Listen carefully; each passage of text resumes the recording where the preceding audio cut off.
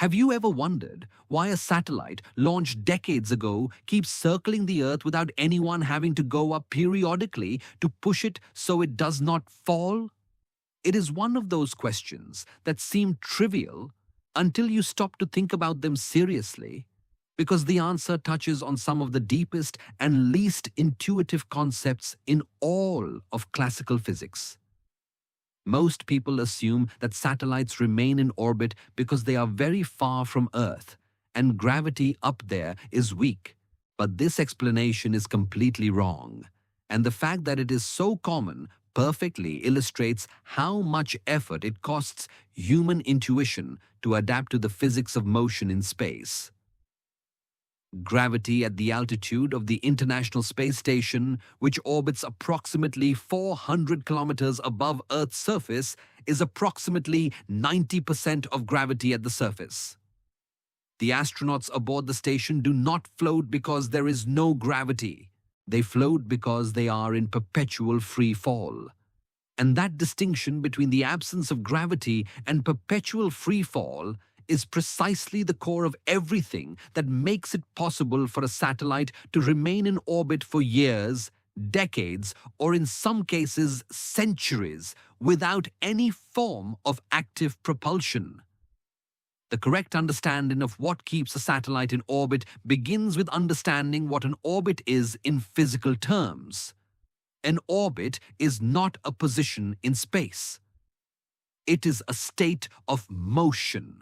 A satellite in circular orbit around the Earth is moving horizontally at such a great speed that the curvature of its trajectory matches exactly the curvature of Earth's surface. Gravity is pulling the satellite toward the center of the Earth with the same force it would pull any object at that altitude.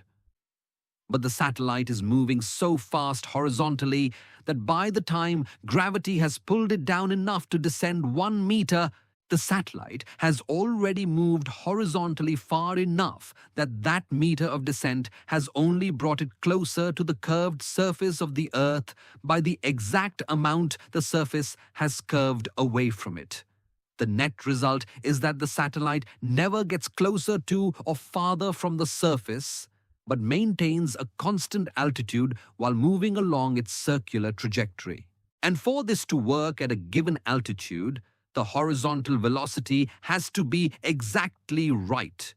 Not too slow, because then gravity would pull the satellite downward faster than its horizontal velocity carries it away from the planet, and not too fast, because then the satellite would move away from the planet faster than gravity attracts it and would escape into space.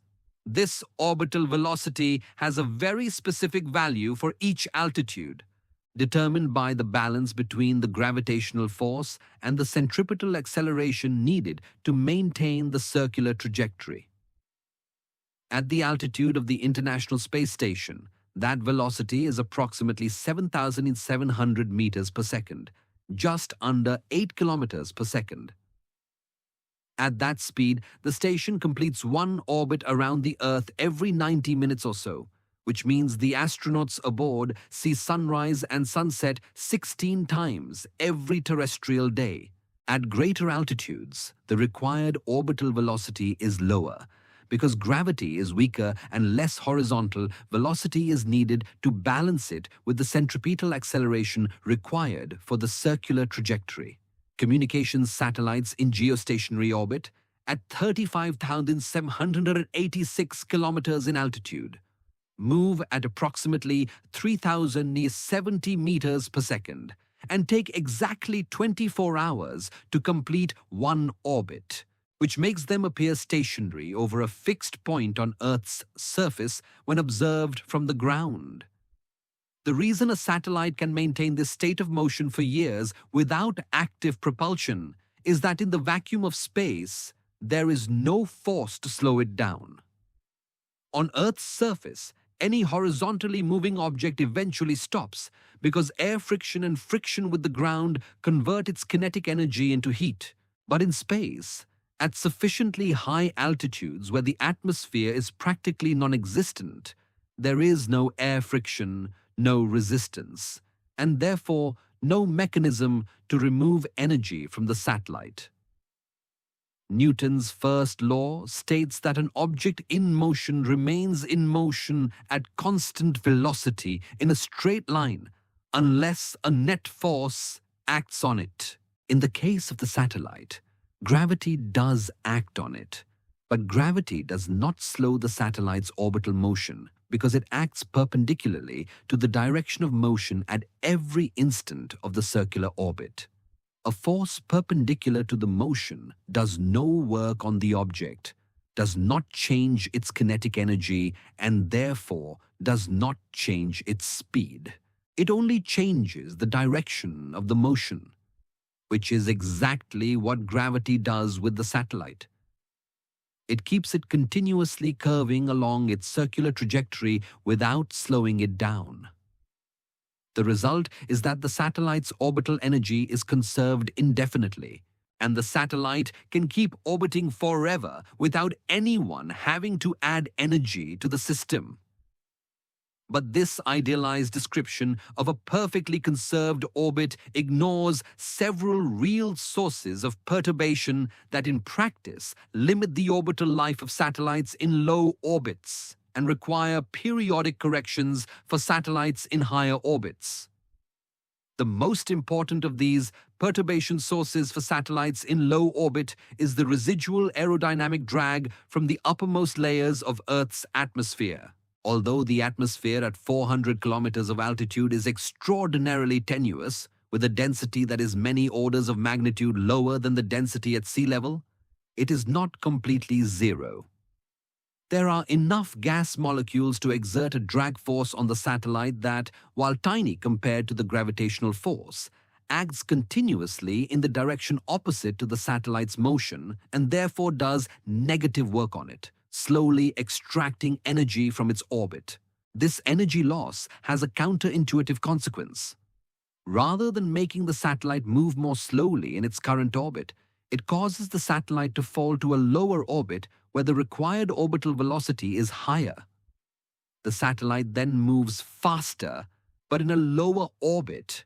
And in that lower orbit, the atmospheric density is greater, which increases aerodynamic drag, which extracts more energy from the orbit, which lowers it further, in a descending spiral that eventually ends with the satellite re-entering the dense atmosphere and being destroyed by aerodynamic heating. The rate of this orbital decay process depends critically and sensitively on the satellite's initial altitude, its aerodynamic drag coefficient, which depends on its shape and the orientation it maintains in flight, and the density of the atmosphere at its altitude, which in turn depends on solar activity. The sun emits ultraviolet radiation and X-rays that heat the upper layers of Earth's atmosphere and cause them to expand to greater altitudes.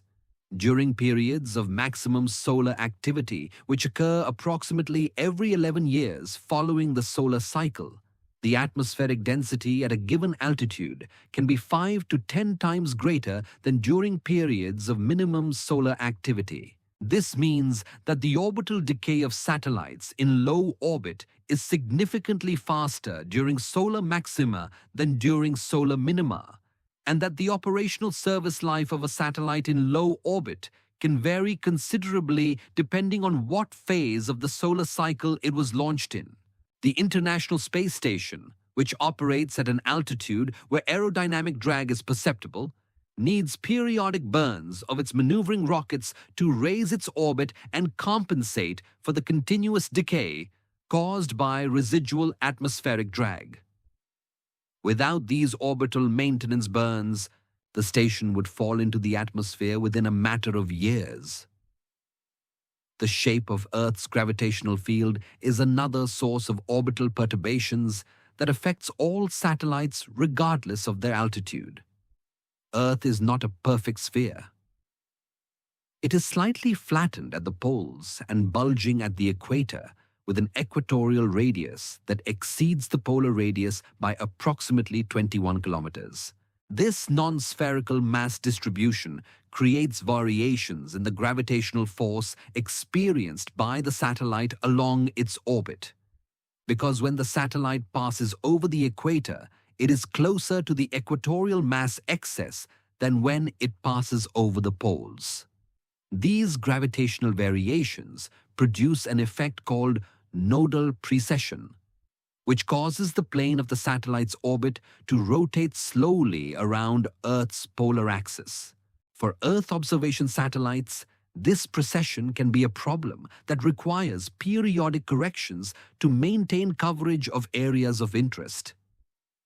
But for some scientific and meteorological satellites, nodal precession can be exploited in an ingenious way. There exist orbits called sun-synchronous orbits, where the rate of nodal precession caused by Earth's flattening coincides exactly with the rate at which the Earth advances in its orbit around the Sun, so that the plane of the satellite's orbit rotates in synchrony with the Sun's position, and the satellite always passes over any point on Earth's surface at the same local solar time. This property is extremely valuable for Earth observation satellites that need consistent lighting conditions in their images. Solar radiation pressure is another perturbation that acts on all satellites exposed to sunlight.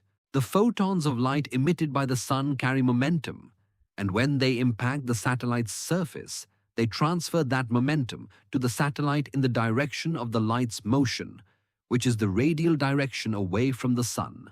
This force is extraordinarily small for normal-sized objects, but for satellites with large solar panels or large reflective surfaces, radiation pressure can be comparable in magnitude to aerodynamic drag forces at medium altitudes, and over days, weeks, and months of operation can produce significant deviations in the satellite's trajectory.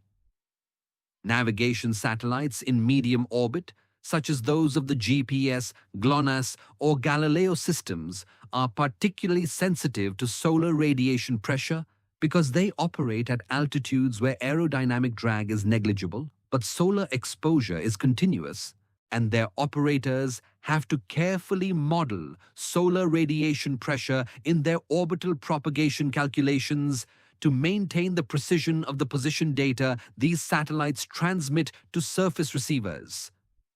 Gravitational perturbations from the Moon and the Sun, called third-body perturbations, are significant for satellites in high orbits where Earth's gravitational force is weaker and the relative influence of the Moon and Sun is greater. Satellites in geostationary orbit at 35,186 kilometers in altitude experience gravitational perturbations from the Moon and Sun that are large enough to modify their orbit perceptibly over weeks and months. The most important component of these perturbations is a variation in the satellite's orbital inclination, which without correction would gradually increase from 0 degrees for a newly launched geostationary satellite to approximately 15 degrees over several years.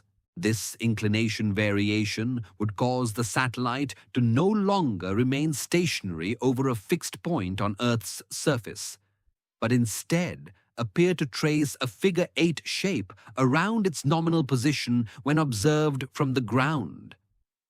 To maintain stationarity, geostationary satellite operators perform periodic north-south station-keeping maneuvers, typically once or twice a week, which consume most of the maneuvering propellant the satellite carries aboard. In fact, for most geostationary satellites, the factor that determines their operational service life is not the failure of their electronic subsystems, but the exhaustion of the maneuvering propellant needed to maintain station. When a geostationary satellite runs out of propellant, it does not immediately fall from its orbit. It begins to drift and its inclination starts to increase, becoming what operators call a zombie satellite or inclined satellite, which continues transmitting signals but no longer remains stationary over its nominal position, and whose antenna coverage of fixed terrestrial receivers begins to degrade. To prevent these end-of-life satellites from colliding with operational satellites in the geostationary orbit, Operators perform a final maneuver with the remaining propellant to raise the satellite to a graveyard orbit, which is approximately 300 kilometers above the geostationary orbit, where it can remain for thousands of years without interfering with operational satellites. Space debris is a problem that increasingly complicates the maintenance of operational satellites in orbit, especially in low orbits where the density of orbiting fragments is greatest. Each collision between satellites or between a satellite and a space debris fragment generates new fragments that in turn increase the risk of additional collisions, in a positive feedback process that in the worst case could lead to what scientists call the Kessler syndrome, a density of fragments so high that low orbits become practically unusable for decades or centuries. To manage this risk, satellite operators continuously monitor the position of catalogued fragments in orbit, receive alerts of potentially dangerous conjunctions with several days of advance warning, and when the collision probability exceeds a determined threshold, execute avoidance maneuvers that move the satellite out of the collision path.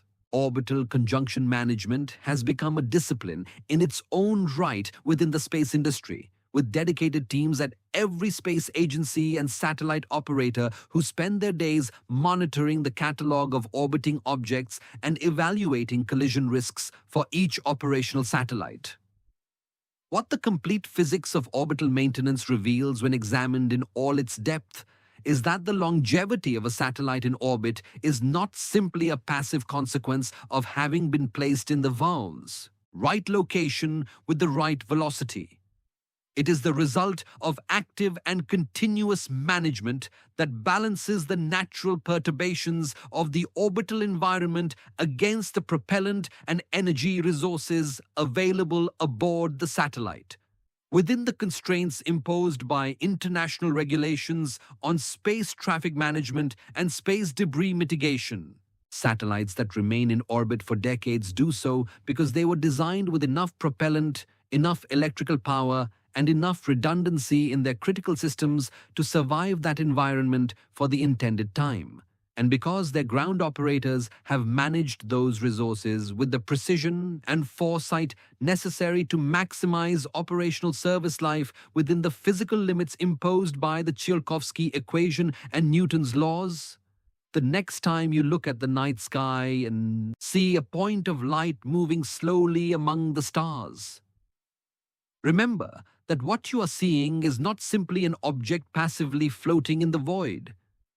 It is a precision machine that is perpetually falling toward the Earth at thousands of meters per second, managed from the ground by teams of engineers who monitor its position, its health, and its orbital environment in real time, and who execute maneuvers calculated to meter precision to keep it exactly where it needs to be to fulfill its function. And that what appears to be the perfect stillness of space is in reality an environment of extraordinary dynamic complexity, where remaining in the right place for years requires a deep understanding of the most fundamental physics of the universe, and the ability to apply it with a precision that admits no errors.